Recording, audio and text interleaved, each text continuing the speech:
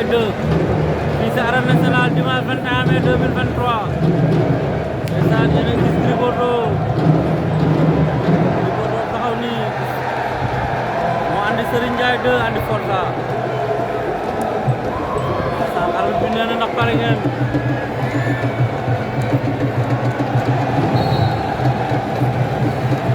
arbitre bi sifflé na dimanche 21 mai 2023 fii ci Arène Nationale diggante Serigne Ndiaye 2 ak Eumeu Sène Junior Serigne Ndiaye 2 Eumeu Sène Junior organisé par la structure Gaston Production. Eumeu Sène Junior door na Eumeu Sène Junior génne na ko ak coup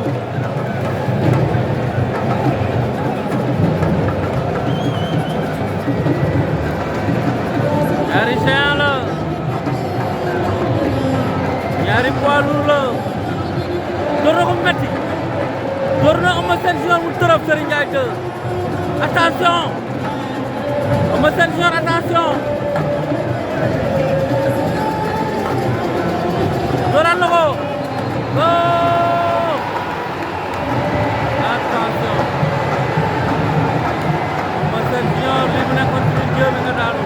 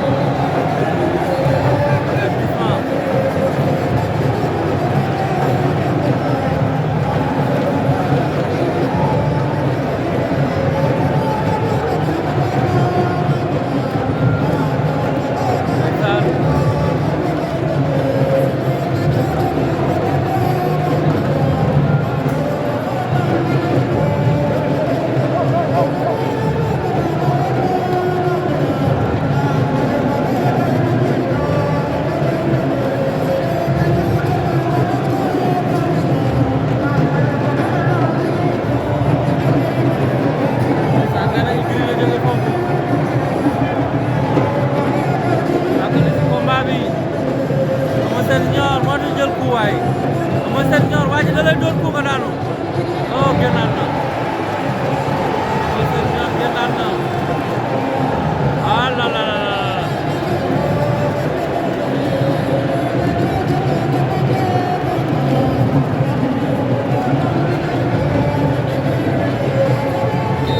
deuxième avertissement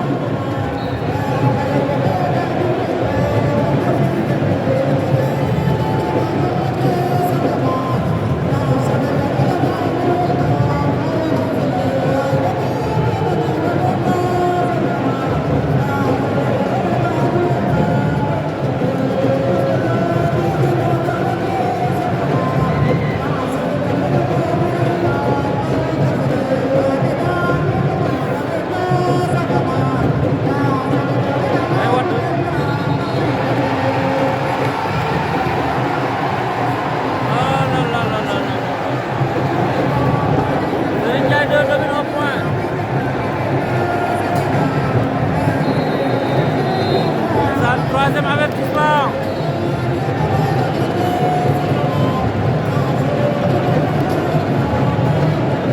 monsieur l'arbitre yaa ngi taxaw sama champ d'action monsieur l'arbitre monsieur l'arbitre monsieur l'arbitre naruma am chute bi ndeysaan fi nga taxaw baaxul monsieur l'arbitre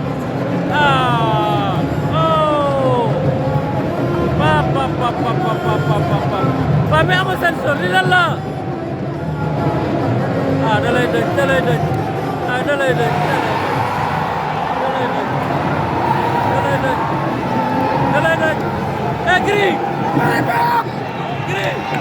Gris une victoire Gris looy wax ci victoire bi t'es content xale boo ànd mu gaye lan la Gris un mot pour Iba Kane TV Gris un mot pour Iba Kane TV looy wax ci victoire Serigne Ndiaye 2 bi Gris la c'est maintenant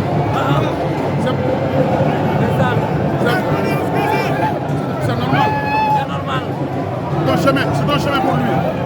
Mais les vrais adversaires, adversaires. waaw c'est pas c'est pas. c'est pas Eumeu Sène junior. waaw les vrais adversaires. ah dañu war a ñëw. dañu war kan nga gis yoonam. non dama tudd tur mais dañu war a ñëw. ah ndeysaan. Gris 2 lay wax ci victoire bi. waaye xanaa kontaan rek. waaw waaw Serigne Ndiaye ñii du ñaay adversaire am. dëgg la Serigne Ndiaye mbër yu mag yi si kaw ñooy ay adversaire am. te li si kanam raw li bët.